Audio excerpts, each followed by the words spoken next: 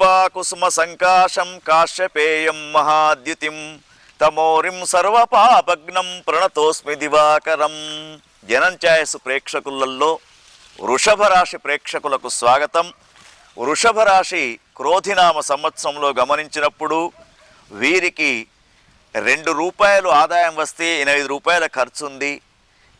7 మెచ్చుకుంటే 3 అవమానపరిచేవారు ఉన్నారు. కానీ భయపడే అవసరం లేదు.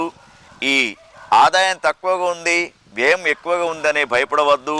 మీరు గృహ నిర్మాణం కోసం కావచ్చు, వాహనాలు కొనడం కోసం కావచ్చు, వ్యాపార నిమిత్తం కావచ్చు, కొంత డబ్బు మంచి పనులకే వినియోగిస్తారు కాబట్టి భయపడే అవసరం లేదు.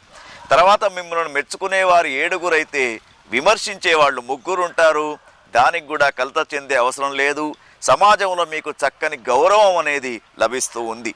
తర్వాత క్రోధినామ సంవత్సరంలో మనకు గురువు, శని, రాహు, కేతుల యొక్క గ్రహ సంచారాన్ని గమనించినప్పుడు మీకు ముఖ్యంగా ఈ మే 1వ తేదీ దాకా 12వ స్థానంలో, తర్వాత జన్మంలో గురువు వస్తూ ఉన్నాడు. నర్మదా పుష్కరాలు ఏర్పడిన రోజు నుండి మీకు జన్మంలో అంటే 1 మే నుండి జన్మంలో గురువు అనేది ప్రవేశిస్తూ ఉన్నాడు. 10వ స్థానంలో శని భగవానుడు, 11వ స్థానంలో రాహువు, 5వ స్థానంలో కేతు ఉన్నారు. కాబట్టి కొంత వీరు మిశ్రమ ఫలితాలు కనబడుతూ ఉన్నాయి. వీరికి చాలా జాగ్రత్తగా ఉండాలి. కొంత డబ్బు విషయంలో కానివ్వండి, ఆర్థికపరమైనటువంటి విషయాల్లో కానివ్వండి, ఆరోగ్యపరమైనటువంటి విషయాల్లో కానివ్వండి, బాగా ఆలోచించి నిర్ణయాలు తీసుకోవాలి. ముఖ్యంగా అందరూ మీ వాళ్ళనే విషయాన్ని నమ్మకండి. అంతర్గతమైనటువంటి శత్రువులు, బాహ్య శత్రువులు ఎక్కువ కనబడుతూ ఉన్నారు.